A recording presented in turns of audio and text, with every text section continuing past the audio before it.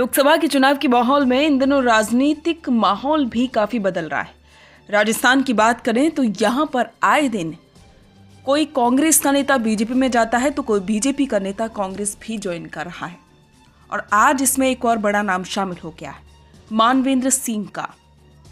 पश्चिमी राजस्थान से निकलकर देश की सियासत में अपनी खास पहचान बनाने वाले भारतीय जनता पार्टी के कद्दावर नेता जसवंत सिंह के बेटे मानवेंद्र सिंह 5 साल बाद बीजेपी में वापसी से कई सवाल खड़े हो गए और आज हम इसी से बात करेंगे।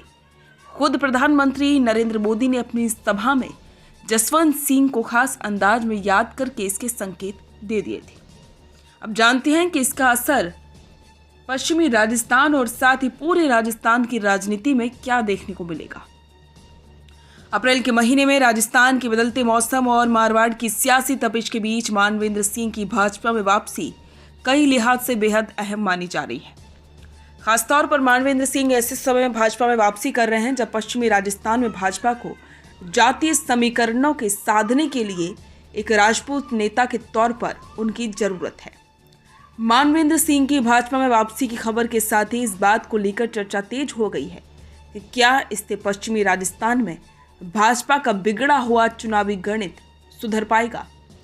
क्या मानवेंद्र सिंह बाड़मेर जैसलमेर लोकसभा सीट पर कांग्रेस के उम्मीदवार उम्मेदराम बेनीवाल और निर्दलीय रविंद्र सिंह भाटी के साथ त्रिकोणीय मुकाबले में फंसे भाजपा उम्मीदवार कैलाश चौधरी को जीत की दहलीज तक पहुंचा सकेंगे। ये तमाम वो सवाल हैं जो आज राजस्थान में गूंज रहे हैं। सियासी जानकार ये मानते हैं कि जसोल परिवार की प्रतिष्ठा आज भी पश्चिमी राजस्थान में कायम है। जातीय और सामाजिक तौर पर एक बड़ा वोट बैंक है जो इस परिवार से आज भी जुड़ा हुआ है। खासतौर पर राजपूत समाज के लोग ये मानते हैं कि कांग्रेस में जाना मानवेंद्र सिंह की मजबूरी थी, लेकिन कांग्रेस में उनके साथ सही बर्ताव नहीं हुआ। उन्हें जानबूझकर पहले लोकसभा और बाद में विधानसभा में मुश्किल सीटों पर चुनाव लड़ाया गया। इस लिहाज से भाजपा, जो कि उनका पुराना घर है, इस पार्टी को बनाने में उनके पिता का योगदान है, उसमें फिर से शामिल होना सही फैसला है। मानवेंद्र सिंह राजनीतिक परिवार से आते हैं। पिता जसवंत सिंह देश की राजनीति का बड़ा चेहरा थे। मानवेंद्र सिंह ने बाड़मेर जैसलमेर लोकसभा सीट से 1999 में पहला लोकसभा चुनाव लड़ा था। कांग्रेस के सोनाराम चौधरी से हार गए थे। 2004 में मानवेंद्र सिंह ने सोनाराम चौधरी को बड़े अंतर से हराकर खुद को सियासी तौर पर साबित किया। हालांकि 2009 में उन्हें कांग्रेस के हरीश चौधरी के सामने हार का सामना करना पड़ा। 2013 के विधानसभा चुनाव में शिव विधानसभा सीट से जीते, लेकिन विपरीत हालातों से विधायक रहते हुए साल 2018 में भाजपा छोड़नी पड़ी और कांग्रेस में शामिल हो गए। 2018 में कांग्रेस के टिकट पर झालरापाटन से वसुंधरा राजे के खिलाफ चुनाव लड़ा, लेकिन करारी शिकस्त झेलनी पड़ी।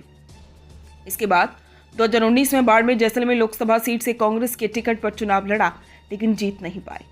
2023 के विधानसभा चुनाव में शिव से चुनाव लड़ना चाहते थे, लेकिन कांग्रेस में सिवाना से टिकट दिया। कांग्रेस के आंतरिक गुटबाजी के चलते इस चुनाव में भी पराजय का सामना करना पड़ा।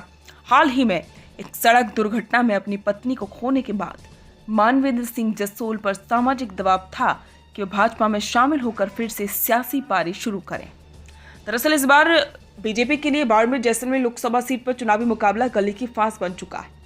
बीजेपी ने कैलाश चौधरी का टिकट रिपीट किया है, वहीं कांग्रेस ने आरएलपी से आए उम्मीदवार बेनीवाल को मैदान में उतारा है, लेकिन निर्दलीय उम्मीदवार शिव विधायक रविंद्र सिंह भाटी ने ताल ठोककर भाजपा का समीकरण बिगाड़ दिया है।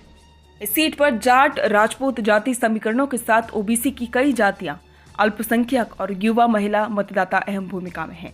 सियासी पंडित ये भी मानते हैं कि मानवेंद्र सिंह के भाजपा में आने से बाड़मेर जैसलमेर जोधपुर लोकसभा सीट सहित कई सीटों पर भी बड़ा असर दिखेगा।